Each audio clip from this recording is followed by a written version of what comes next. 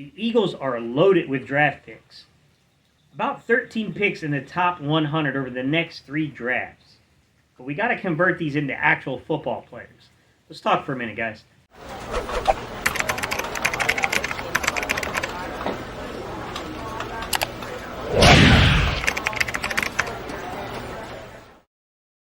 What's up, Eagles Nation? What's going on in NFL world? How you doing, Division Rivals? This is Steven Hyder with Gate City Sports Channel. The sports channel where the cerebral NFL fan comes for about 10 minutes of daily content. Hey, what's going on, guys? If you enjoyed today's content, if I can ask you to do a huge favor, if you're not subscribed to the channel, if you can hit that subscription button, it would help me a lot. To all my OG subscribers, you know I'm going to ask you guys, hit that like button. It's how we can communicate with the algorithm to get this out in front of other people and grow the community, guys.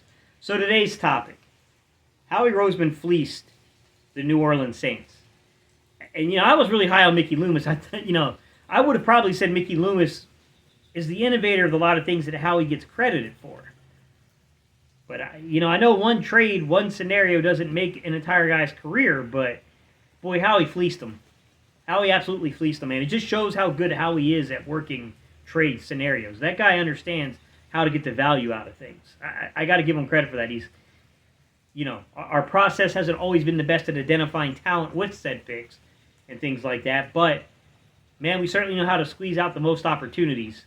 And boy, do we have a ton of opportunities to get things right. Guys, we have about 13 picks, and I know one of those picks is 101. I'm not splitting hairs here, guys, over one pick. I'm just going to say 13 picks in the top 100. We have 13 picks in 3 rounds coming up, the first 3 rounds between 2022, 2023, and 2024, guys. That's a lot of opportunities to get things right. And if you already got an organization where you're hoping to correct some of the mistakes you've made in the past, let's talk about wide receivers and some of those mistakes that have been made, guys. 2010, Riley Cooper gets taken over Antonio Brown. 2014, you get Jordan Matthews gets drafted, over Devontae Adams and a few other guys, by the way. It wasn't just Devontae Adams, but he's the biggest name of the guys that, went after Jordan Matthews. Fast forward to 2020 and J.J. Arcega-Whiteside gets taken above D.K. Metcalf, above Terry McLaurin. 2021, I almost went J.J. twice, guys. Jalen Reagor. Jalen Reagor gets taken ahead of Justin Jefferson. And we know that there's a lot of debate in Philadelphia about whether or not we should take Justin Jefferson. You guys know I was a Jalen Reagor guy from the start, and I told you guys, if it's between Jalen Reagor and Justin Jefferson is the better player. Yes, Jalen Reagor had a tremendous ceiling. Ceilings aren't always realized. That's the thing with ceilings, is it's not a guarantee. It just means that there's some underlying athleticism there.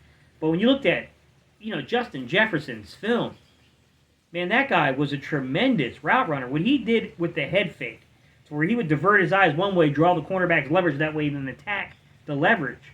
You just don't see a lot of receivers doing that coming out of college. This guy was such a nuanced route runner. So, yes, with these 13 picks, you got to get things right. You absolutely got to get things right. That's between 22, 23, and 24, we've got to add quality players to improve this roster to be, once again, a powerhouse team to worry about in the NFC. And that's never a guarantee, guys. Picks are opportunities. I think John McMullen, those guys like to call it their tickets for the lottery. And I kind of get what they're saying, but, I wouldn't call it the lottery. I think it's a little misleading on the odds. With that said, we're coming off a great season last year.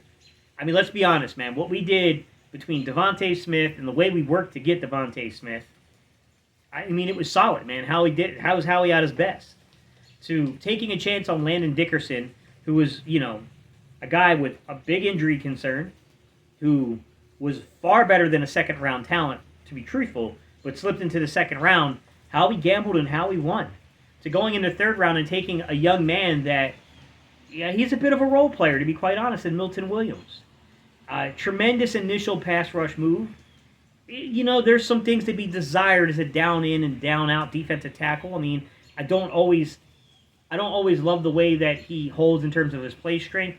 I think he does a good job shooting his hips and keeping leverage, but the problem with him is really play strength. And when interior linemen double up on one of the interior D linemen and work second level, basically zone block into that, guys, Milton Williams gets washed out of his gap assignment. That does happen. But in terms of his pass rush ability, we hit, guys. We hit on those 3 picks. right? Then you keep going, and Teron Jackson turns out to be a really good role player in the 6th round. Heck of a job by Howie Roseman in the scouting department.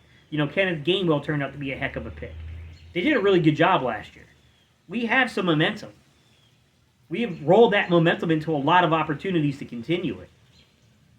I can't tell you that it's going to happen, guys, but I hope it does. I mean, I feel like things are starting to kind of come around. We hear them talking a lot about there being truer to the process. I think Howie and these guys understand that when we've been burnt badly, everyone misses, even scouts miss on guys, to be quite honest, guys.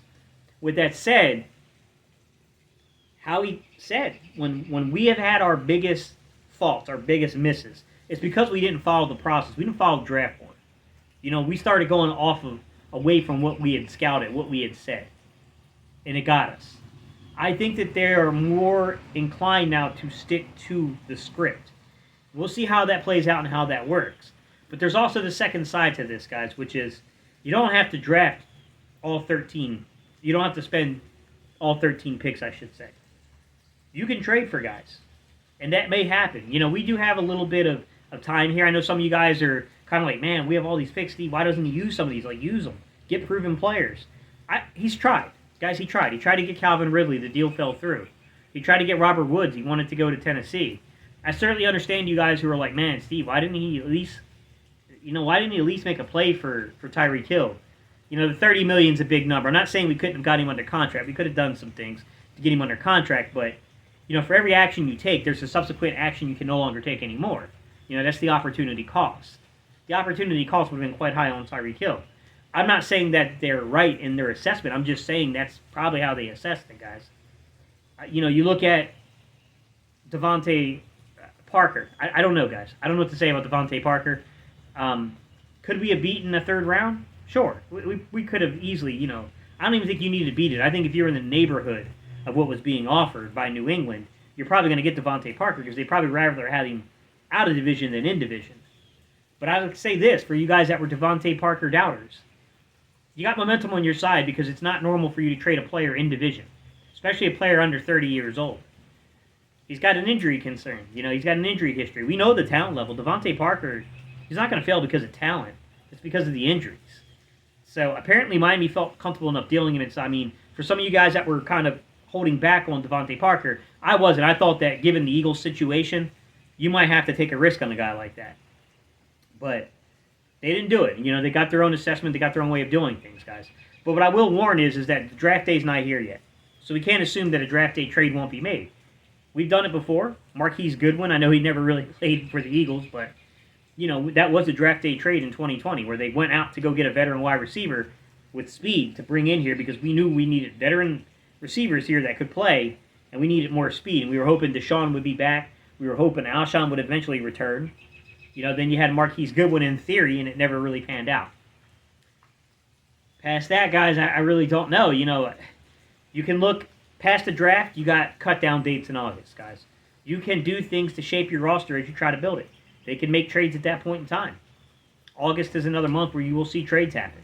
There's a possibility that once they get these guys in camp and they get them in pads, they might say, like, hey, man, we got a lot of talent here. We do. But there's just not enough experience out there on the edges. We got to go get a proven guy. That could still happen, guys. And then you also have the trade deadline out in October.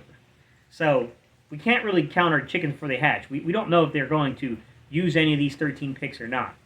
Then you have the following subsequent off seasons where you repeat everything I just said again. You can also take those picks, package them together, and move up the board and target people in the draft. I don't anticipate they're going to use all 13 picks over the next 3 years that are within the top 100. But I do anticipate this roster has an opportunity to get enormously more talented. There's a lot of opportunity to fix things. We'll see how it works out, guys. We got to hit on the players. It doesn't matter if you're drafting them or if you're trading for them. You better be right in your evaluation.